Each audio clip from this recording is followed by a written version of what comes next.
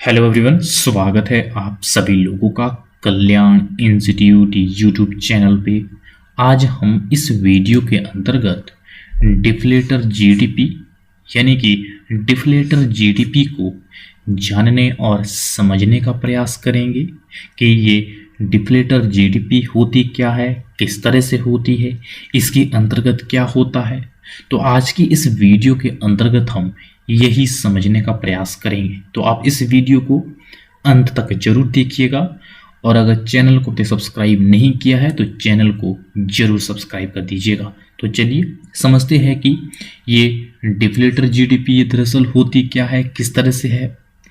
Deflator GDP एक मापक है जो जीडीपी में शामिल सभी वस्तुओं और सेवाओं की औसत कीमत स्तर पर ये मापता है और इसके अंतर्गत किस तरह से ये मालूम होता है कि कौन कौन सी वस्तुएं किस तरह से बढ़ी और घटी है, और इसीलिए इसे प्राइस इंडेक्स के नाम से भी जाना जाता है। जो ये डिफ्लेटर जीडीपी है, ये सबसे पहले तो ये मापक है जो ये मापता है कि जीडीपी में शामिल सभी वस्तु और सेवाओं की औसत कीमत स्तर क्या है, जिसे ये मालूम होता है कि क्या वस्तुओं में कमी है, आई है, क्या वृद्धि हुई है। तो जब ये इस चीज़ को मापता है कि औसत रूप से कीमतों में वृद्धि हुई है या कमी हुई है, तो इससे ये मालूम हो पाता है कि किस तरह से इन्फ्लेशन है, ज़्यादा है, कम है, डिइन्फ्लेशन है, क्या है। तो जब इस चीज़ का पता चलता है डिफ्लेटर जीडीपी से, तो इसे प्राइस इंडेक्स के नाम से भी जाना जाता है, यानी कि इसे प्राइस इंडेक्स भी कहा जाता है।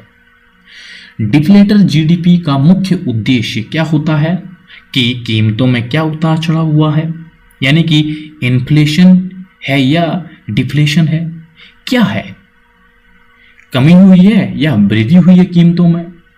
यही उद्देश्य होता है डिफ्लेटर जीडीपी का, ये मालूम करना कि कीमतों में वृद्धि हुई है या कमी हुई है, और इसीलिए इसे प्राइस इंडेक्स के नाम से भी जाना जाता है। और ये बताता है कि अर्थव्यवस्था में कीमतें कितनी बढ़ी है, कितनी घटी है। तो जब ये चीज़ प्रदर्शित किया जाता है डिफ्लेटर जीडीपी के माध्यम से, तो ये एक तरह से प्राइस को प्रदर्शित कर रहा है, तो इसलिए इसे प्राइस इंडेक्स कहा जाता है।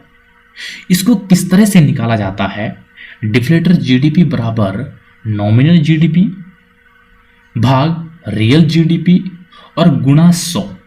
तो ऐसे में इस तरह से इस मेथड के द्वारा इसे डिफ्लेटर जीडीपी को निकाला जाता है, यानी कि डिफ्लेटर जीडीपी बराबर नॉमिनल जीडीपी बटा रियल जीडीपी गुणा 100।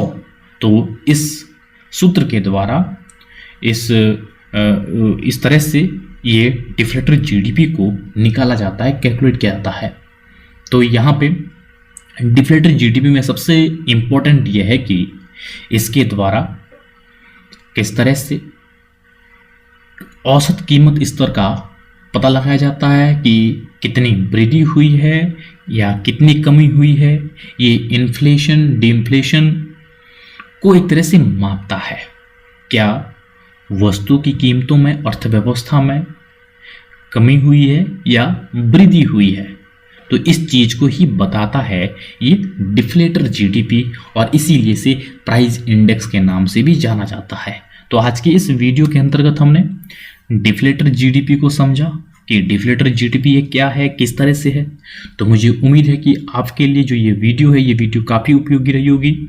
और अगर चैनल को सब्सक्राइब नहीं किया है तो चैनल को जरूर सब्सक्राइब कर दीजिएगा। मुझे दीजिएगा इजाज़त और आप सभी लोग का बहुत बहुत शुक्रिया।